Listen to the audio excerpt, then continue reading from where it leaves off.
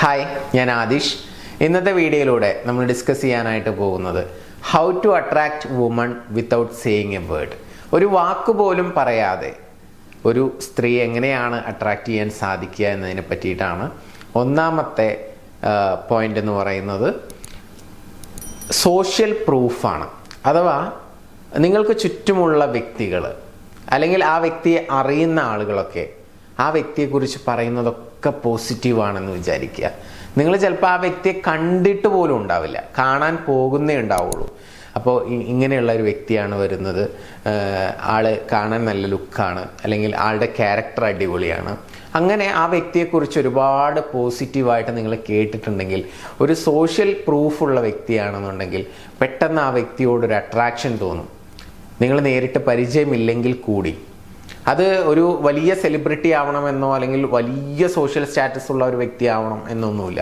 ഒരു ഫിനാൻഷ്യൽ അതൊന്നും നോക്കിയിട്ടൊന്നുമല്ല. നമ്മൾ മറ്റുള്ള വ്യക്തികൾ അദ്ദേഹത്തെക്കുറിച്ച് നല്ലത് പറയുന്നത് കേൾക്കുമ്പോൾ നമുക്കുണ്ടാവുന്ന ഒരു അട്രാക്ഷൻ, ആ സോഷ്യൽ പ്രൂഫ് ഉണ്ടെങ്കിൽ അത് വളരെ അധികം ഗുണം ചെയ്യുമെന്നാണ് പറയുന്നത്.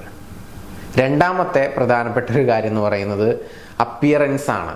നമ്മളെ ഒരു സ്ഥലത്ത് എങ്ങനെ പ്രസൻറ്റ് ചെയ്യുന്നു എന്നുള്ളത് വളരെ പ്രധാനപ്പെട്ടതാണ്. നമ്മുടെ വേഷം എന്താണ്, നമ്മൾ വളരെ ഹൈജീനാണോ, നീറ്റായിട്ടാണോ നമ്മൾ നടക്കുന്നത്, അതുപോലെ തന്നെ നമ്മുടെ ഡ്രസ്സിങ് സ്റ്റൈൽ ആയിക്കോട്ടെ, നമ്മുടെ ഹെയർ സ്റ്റൈൽ ആയിക്കോട്ടെ, അല്ലെങ്കിൽ നമ്മൾ താടി വളർത്തുന്നുണ്ടെങ്കിൽ ആ താടിയൊക്കെ ഒതുക്കി വൃത്തിയാക്കിയിട്ടാണോ നടക്കുന്നത്. ഇങ്ങനെയുള്ള നമുക്കൊരാളെ കണ്ടു കഴിഞ്ഞാൽ അറിയാൻ പറ്റും ഏകദേശം ആ വ്യക്തിയുടെ ഒരു പേഴ്സണാലിറ്റി എന്താകും എന്നൊക്കെ. അപ്പം നമ്മൾ നമ്മുടെ അപ്പിയറൻസിൽ നന്നായിട്ട് ശ്രദ്ധിക്കുകയാണെന്നുണ്ടെങ്കിൽ നമുക്കൊരു വാക്ക് പോലും പറയാതെ മറ്റുള്ള വ്യക്തികൾക്ക് നമ്മളോടൊരു അട്രാക്ഷൻ തോന്നിപ്പിക്കാനായിട്ട് പറ്റും. So appearance is very important. നമ്മളെങ്ങനെ പ്രസൻറ്റ് ചെയ്യുന്നു എന്നുള്ളത് പ്രധാനപ്പെട്ട ഒന്നാണ്. അടുത്തത് നമ്മുടെ പോസ്ചർ, അതുപോലെ തന്നെ നമ്മുടെ ബോഡി ലാംഗ്വേജ്. ഇതിൻ്റെ ഭാഗമായിട്ട് എനിക്ക് പറയാനുള്ളത്, ഒരു വ്യക്തിയെ നമ്മൾ കാണുന്ന സമയത്ത് ഒരു അടിപൊളി സ്മൈല് കൊടുക്കാൻ സാധിക്കുകയാണെങ്കിൽ, അത് നമുക്ക് ആർട്ടിഫിഷ്യാലിറ്റി ഒന്നും ഇല്ലാതെ അടിപൊളിയായിട്ട് ജെന്യൂനായിട്ട് സ്മൈൽ ചെയ്യാൻ സാധിക്കുകയാണെന്നുണ്ടെങ്കിൽ തീർച്ചയായിട്ടും അത് ഓപ്പോസിറ്റ് നിൽക്കുന്ന വ്യക്തിക്ക് നൽകുന്ന ആ ഒരു കോൺഫിഡൻസ്, ആ ഒരു വൈബ്രേഷൻ എന്ന് പറയുന്നത് വളരെ വലുതാണ്.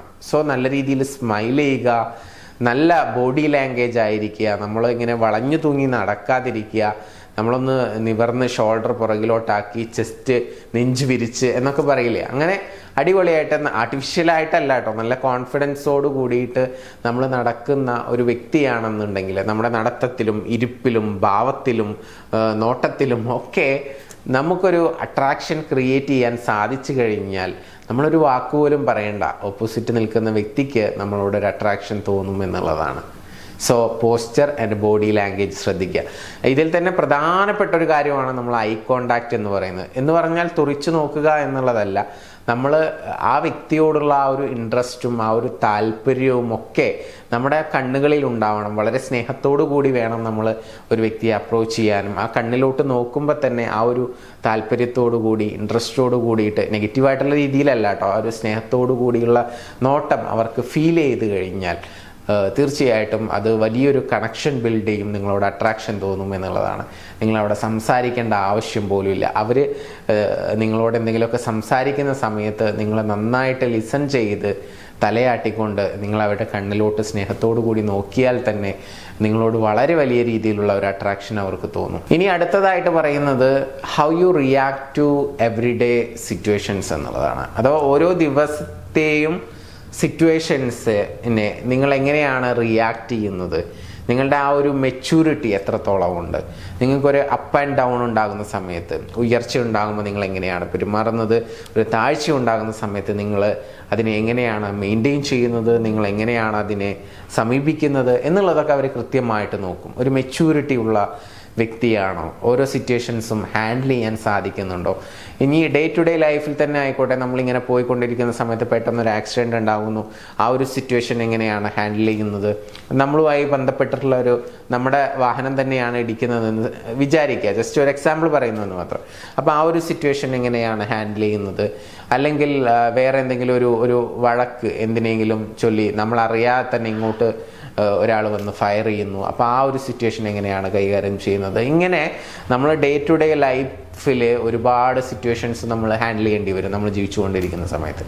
അപ്പോൾ അത്തരം സാഹചര്യങ്ങളിലൊക്കെ നമ്മൾ ആഗ്രഹിക്കുന്ന ആ വ്യക്തികളൊക്കെ നമ്മുടെ കൂടെ ഉണ്ടെങ്കിൽ അവരതൊക്കെ ഒബ്സർവ് ചെയ്യും. ആ സിറ്റുവേഷൻസ് ഒക്കെ നിങ്ങൾ എങ്ങനെയാണ് ഹാൻഡിൽ ചെയ്യുന്നത്. അപ്പോൾ അതൊക്കെ ഒരു മെച്യൂരിറ്റിയോട് കൂടിയിട്ടാണ് ഹാൻഡിൽ ചെയ്യുന്നതെങ്കിൽ നിങ്ങൾ അവരോട് കൂടുതലായിട്ട് സംസാരിക്കണം എന്നൊന്നുമില്ല. അതൊക്കെ അവരിങ്ങനെ ഒബ്സർവ് ചെയ്യുന്നുണ്ടാവും. അതിലൊക്കെ അവർക്ക് നിങ്ങളോടൊരു പ്രത്യേക അട്രാക്ഷനും കാര്യങ്ങളും ഒക്കെ തോന്നും എന്നുള്ളതാണ്. അപ്പോൾ ഇന്ന് വളരെ സിമ്പിളായിട്ടുള്ള കുറച്ച് കാര്യങ്ങളാണ് പറഞ്ഞത്. ഒരു 3-4 കാര്യങ്ങളെ ഞാൻ പറഞ്ഞിട്ടുള്ളൂ. ഈ കാര്യങ്ങളിലൂടെയൊക്കെ തന്നെ ഒരു വ്യക്തിക്ക് നിങ്ങളോട് അട്രാക്ഷൻ തോന്നും.